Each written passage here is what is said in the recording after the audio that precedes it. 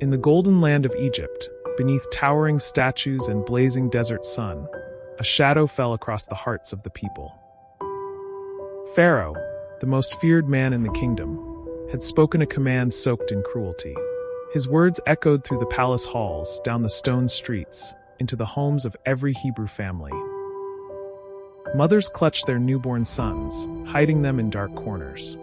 Fathers trembled with helpless rage, unable to protect their children from the soldiers who marched through the night seeking innocent blood.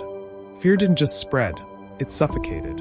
Every cry of a baby felt like thunder, risky, dangerous, possibly fatal.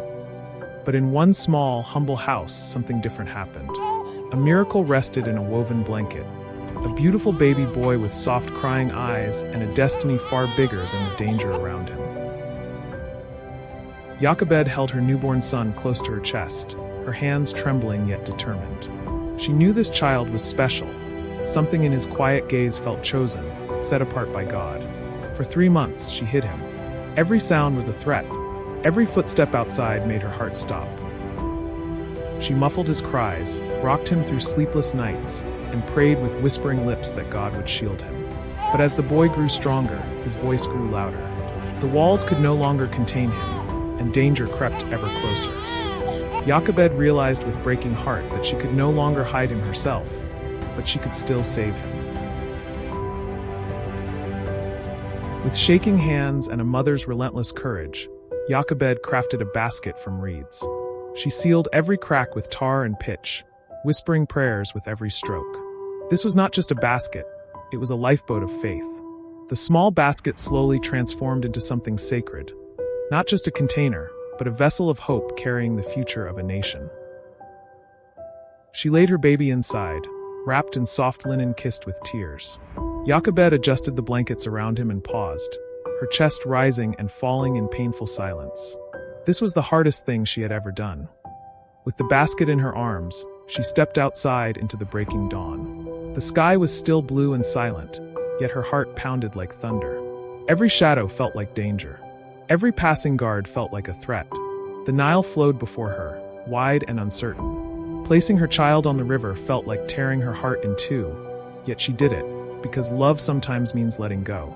As the basket drifted away, Miriam followed from the riverbank, her eyes filled with both fear and fragile hope.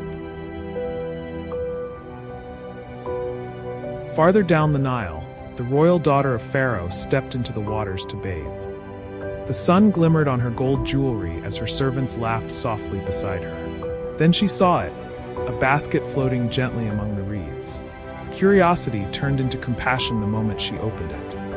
When she lifted the lid, the world seemed to stop. Inside was a baby, tiny, trembling, crying with the soft ache of hunger and fear. His eyes opened just wide enough to meet hers. And in that instant, compassion flooded her heart. She cradled the baby in her arms, and the child's cries softened as if sensing safety. Pharaoh's daughter exhaled slowly, her heart fighting against the law her father had created. "No decree," she whispered, "will take this child from me." At that moment, gathering every ounce of courage, Miriam stepped out from the reeds and offered to find a nurse for the baby. And just like that, Moses was returned to his mother, safely, protected by the very household that sought to destroy him. Jochebed held her son in the open sun, protected by a royal command. What was once forbidden had become blessed. Jochebed poured her entire heart into every moment. She nursed him, rocked him, whispered prayers over him as he drifted to sleep. She traced his tiny fingers, memorized his smile, and breathed in the sweet scent of his hair as if storing pieces of him for the day she would have to let go again. Every sunrise was a gift. Every cry was a reminder he was alive. Every laugh echoed like freedom. After a while, Pharaoh's daughter carried him toward the towering palace with confidence, the child resting peacefully against her shoulder. As they passed through the palace gates, guards bowed, and maidens stopped to stare. Whispers rose, but she kept walking. The palace interior was massive, pillars of carved stone. At last, she entered the throne room. Pharaoh sat tall and imposing, his crown gleaming. Pharaoh's eyes narrowed, not in anger, but in curiosity. He studied the baby, small, innocent. "Why bring him here?" he asked. Her voice trembled with a strange mix of boldness and compassion.